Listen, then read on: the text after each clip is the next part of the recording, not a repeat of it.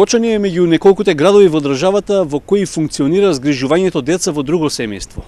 Ваквата форма што ја спроведува Министерството за труд и социјала преку центрите за социјална работа се уште е активна, а за да биде што подобро прифатена, неопходна е подобра информираност на граѓаните.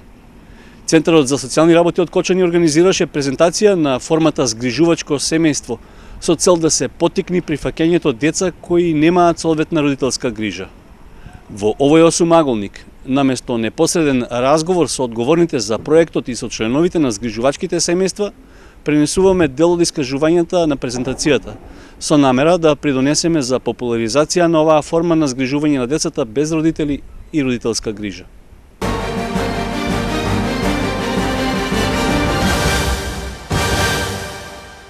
Суштината и целта на овој проект е да се стави акцент на да се зголеми бројот на згрижувачките семејства, да се покаже уствари придобивката и важноста, како и хуманата димензија и мисија на овие згрижувачки семејства, значи да се зголеме нивниот број и да се стави акцент најмногу на сите деца кои што се родители, кои што се деца без родители и родителска грижа. Значи, повторно ќе потенцирам. Значи, на овие деца да им се овозможи да ги уживаат своите права, пропишани согласно меѓународната конвенција и која што е пропишана во рамките на законската регулатива. На ниво на Република Македонија, всушност, бројчено, имаме околу 180 згрижувачки семејства, кои што се низ повеќето градови низ Република Македонија и се згрижени вкупно од околу 288 дечиња. Градови кои што се повеќе издвојуваат и може да се пофалат со позначителна бројка на овие семејства се градовите Скопје со навистина реномираното СОС детско село кое што веќе 13 години обстојува, градот Прилеп, Битола, Крушево, можеме да се пофалиме и дека и нашиот град, значи Кочани има згрижувачки семејства и уште нови кои што имаат значи интерес и постојано континуирано доаѓаат во службите и покажуваат интерес за оваа форма на згрижувачки семејства.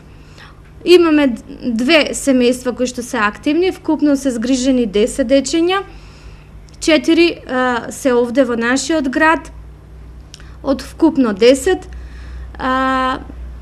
Моментално честни што се и тие гости, подоцна ќе им дадеме и на нив збор и ќе го дадат своето, значи, досегашно искуство, нивниот мотив, нивната желба и вреде да се слушне пред се нивното искуство. За да се биде згрижувач, предходно, нормално треба да бидат исполнети, значи, одредени критериуми кои што се пропишани во една законска регулатива, така наречена правилник. Значи се цене, прве најбитно е подобноста на семејството. Самото згрижувачко семејство, односно згрижувачот, мора да ги исполнува, значи, основните критериуми. Најбитно е згрижувачот, значи, да биде полнолетно лице кое што ќе биде над 18 години до 65 годишна старост. Имено, старосната разлика не треба да биде помала од 18 и поголема од 50 години. Во суштина, битно и образованието на згрижувачот, значи треба да има најмалку основно образование. Од сите членови, значи на тоа домаќинство се зима најголемиот степен на образование, значи оно кој што има на високо образование може да биде носител, односно згрижувач на тоа домаќинство. При изборот на згрижувачкото семејство, исто така во предвид се зима и општата здравствена состојба, значи кој што ќе биде потврдена со медицински документ, лекарско уверение и потврда од матичен лекар, не само за згрижувачот, значи и за сите други членови во тоа домаќинство. При Исто така изборот на згрижувачко семејство, значи се цене, се прави проценка за неговата подобност, дали ги исполнува овие критериуми, меѓутоа битна е и некоја друга релација, како например интересот, желбата, мотивот, емоцијата. Битни се брачните, партнерските односи и корелации меѓу партнерите, квалитетот на, значи, на исполнувањето, извршувањето на родителското право, доколку имаат тие собствени деца, за да може да го даваат искуството и на дечињата кои што ги згрижат. Значи, исто така битна е и корелацијата како во поблиската, така и во пошироката средина на нивното живење и обкружување. Значи, начинот на живење, меѓутоа и организирање на слободното време. При изборот на згрижувачко семејство, исто така е битна и една друга состојба, значи нормално тука е материјалната и стамбената состојба, каде што згрижувачот пред се треба да ги исполнува и задоволува потребите на тоа дете. Значи, да има обезбеден првен здрав дом, значи структурата и површината на стамбениот простор да ги задоволува не само на тоа дете, туку на сите членови во тоа домаќинство. Со сите тие неопходни, значи адекватен дневен престој, спални соби за членовите, кујна, трапезарија, бања, сите тие основни работи. Стамбениот простор нормално треба да биде во населена околина, значи или во негова близина, треба да е приклучен на електрична, водоводна, канализацијска мрежа, што е тоа задолжително, по можност да има телефон, во денешница нормално секој има мобилен телефон,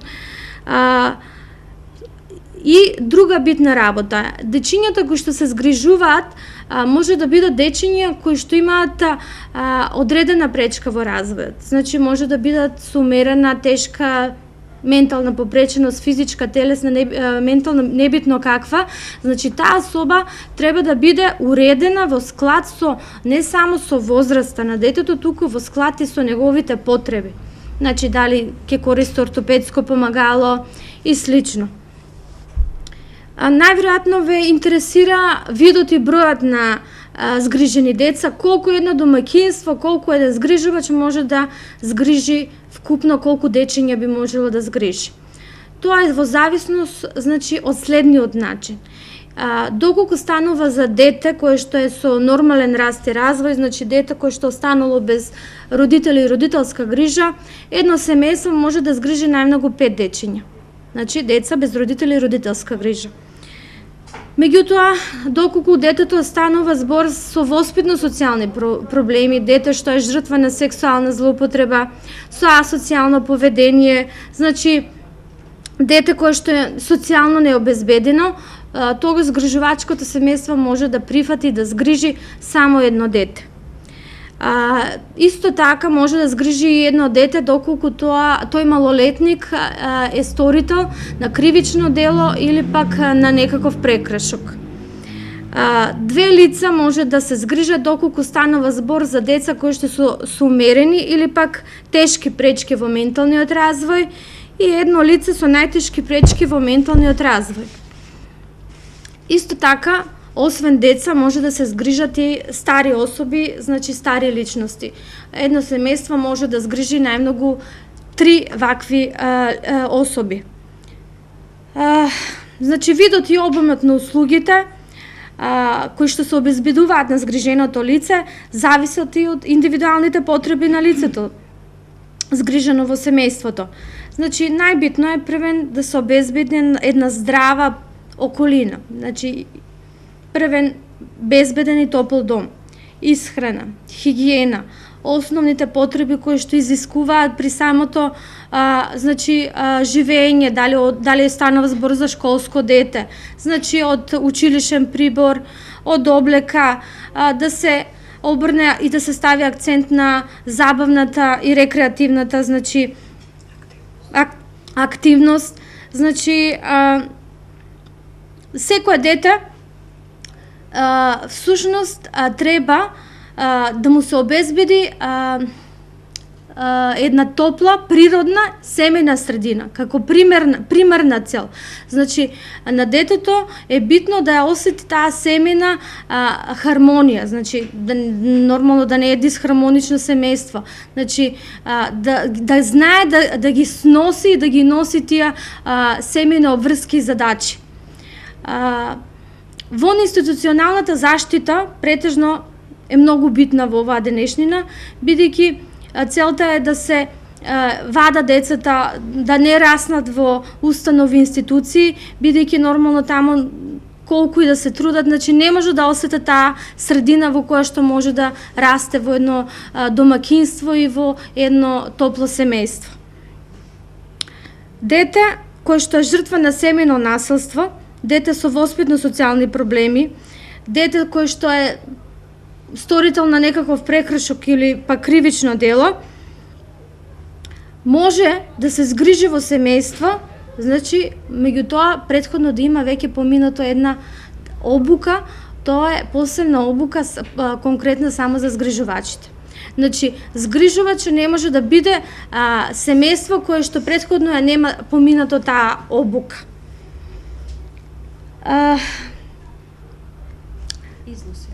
Значи, најверојатно да, ќе ве интересира и износот на паричниот надоместок за згрижувачот.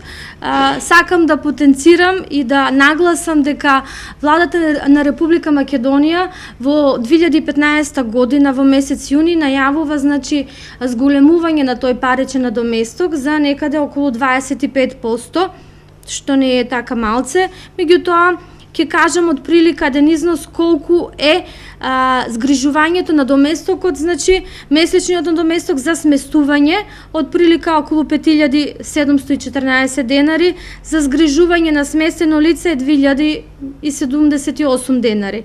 Доколку лицето станува за дете со пречки во менталниот и психичкиот развој е од околу 8800 денари, што месечниот надоместок за сместување околу 6 и нешто денари, доколку згрижувањето на сместеното лице е 2600 денари. Значи, стремеме се да ја анимираме повеќе јавноста, да биде запознаена со оваа форма на згрижувачки семејства, која е целта, кој е уделот на нив, значи тука помагаат на многу дечиња кои што вреди да се пружи рака и да им се овозможи еден нормален раст и развој.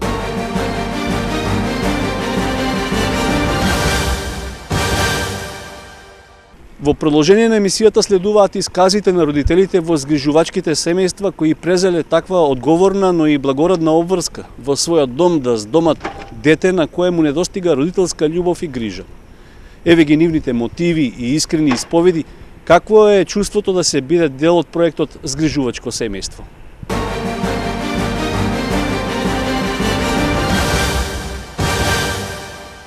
Јас сум Рамен Шакиров и сум згрижувач на дете од 2002 година, што значи дека полни 12 години. Сега детето ми е полуматурант. Не знам камерите дали ќе доловат овие фотографии кога го гледав колку беше мал. Имаме доста фотографии од најраната негова детска возраст. И од школата, и од фудбал што играше. Не знам, јас сум по еден таков тип на човек, што емоцијата ми секој пат мене надбадијат. И во право некои викат, и за прошлиот пат, плачко ме викат, на некој начин.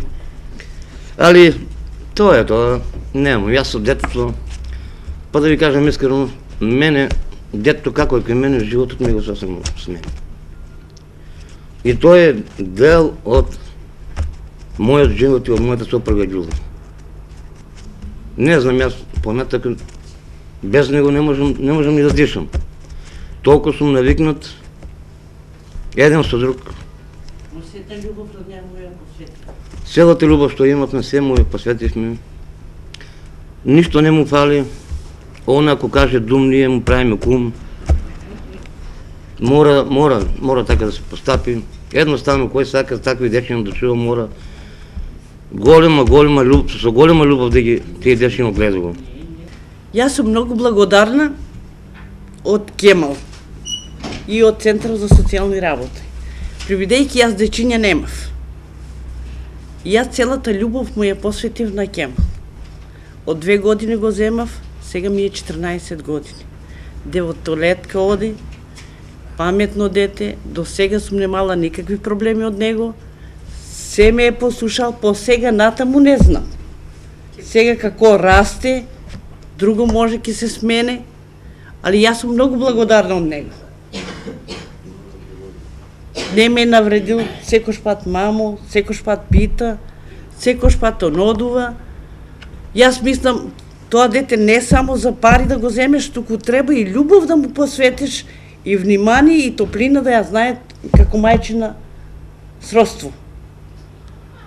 Тоа е се од мене. Кој сака децата згриже у својот дом? Прво на прво топлината на тие деца треба да се послуже, да се внимава многу треба на тие деца. Некои деца има со проблеми, некои деца има со подруг начин. Тие деца своето се си го тражат. Ние возрастните како родители треба да внимаваме многу на ним, било дома, било надвор, било на школо, да не дозволиме да се малтретират у школо, да не дозволиме комшиски деца да ги малтретират. Не туѓо, треба да знаеме како да е наше. Љубовта на тие деца многу му требе. Топлината многу му требе како од свој родител, повичко треба да му пружеш. Од мене е толку. Јас си ги имам трички кај мене, нека се здрави живи на сите после моите. Мотивите. Ја деца немам. Бе првиот пат останала времена, у стомакот изгуби ги 8,5 месеци. Потоа јас запна на мојот девер да го земам детето, да го пазвам, да го чувам. Љубовта прво на него сум го дала. После сум повторила, се пријавив, уште зага беше, со недзи контакт добив, да се распитам, да сонадам како оде, како не оде тоа. Отидов, после кај мене беа 5 деца. Сум згрижела у мојата куќа. Тогај сум била само една соба и едно пресобле сум имала. А сега се 3.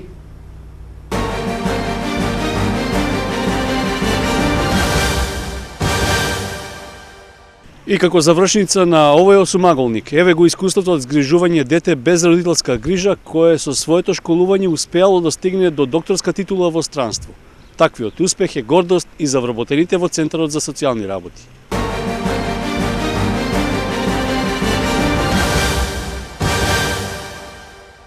Се работи за една случка, вистинита, која мене до ден денеска ја помтам и сигурно ќе се сеќавам до крајот на мојот живот.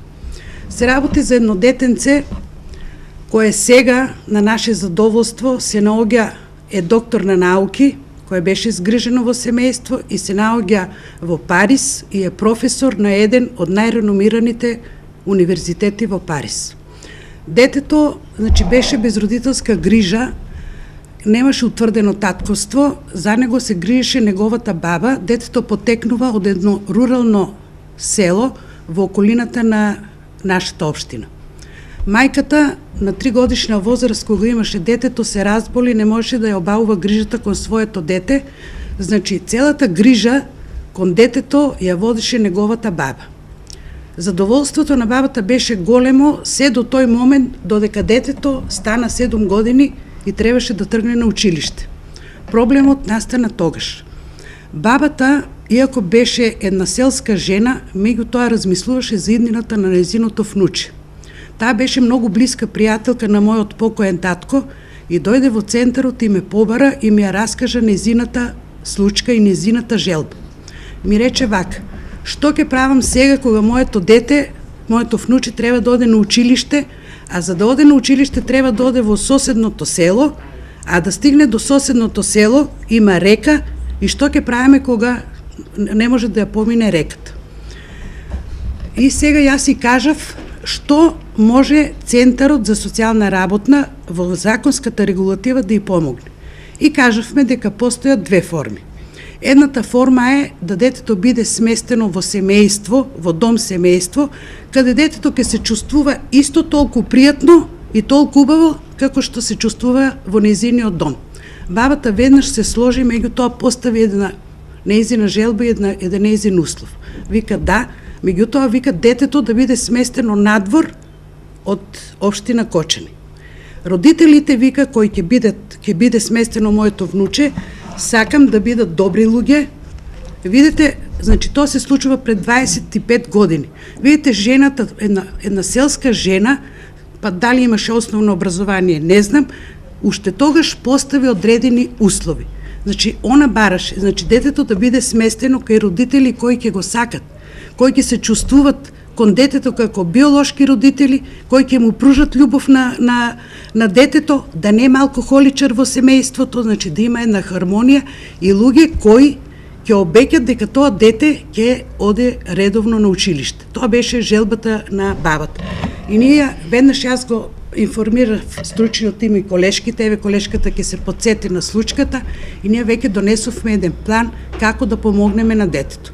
Веднаш ги исконтактиравме колегите од соседните центри и во моментот слободно згрижувачко семејство кое беше запишано во листата на баратели беше едно многу прекрасно семејство од Берово.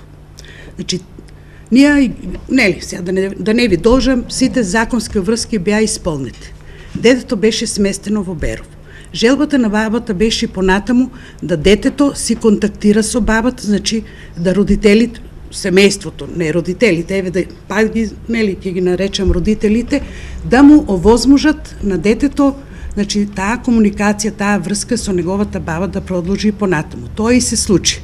Значи детето беше сместено во едно стварно многу добро семејство. Луѓето немаа своји деца, значи го чуваат до 18 години, детето заврши средно училиште и требаше да оде на факултет. Потоа таа форма на згрижувачко семејство, нели родителите бара да биде детето постојано ли се направи не под полно посвојување, тоа не е сега тема, друг пат ќе разговараме. Детето студираше во Скопје, магистрираше и оттаму отиде да брани докторска дисертација. Меѓувремено у неговиот животен тек детето си имаше многу блиски први братучеди со кои се обавува, комуникацијата беше непречена и до ден денеска тоа дете си има значи врска и комуникација со неговите биолошки роднини. Детето значи се запише на факултет, заврши, магистрира и докторираше во Париз. Се ожени за една од Париз, парижанка, родителите негови беа таму, значи комуникацијата со неговите роднини и понатаму останува. И јас имав прилика да се сретнам минатото лето со детето, беше толку среќно. Значи, ако вика останев таму, ако мојата баба не го направеше тоа, јас немаше да бидам што сум тоа. Значи, сакам на еден начин да ви кажам колку е хумано кога ќе видиме од едно мало дете еден возрастна личност пред нас, значи немојте, значи таа љубов што вие ја пружате кон децата кои ќе ги згрижите, верувате дека ќе ви се врати.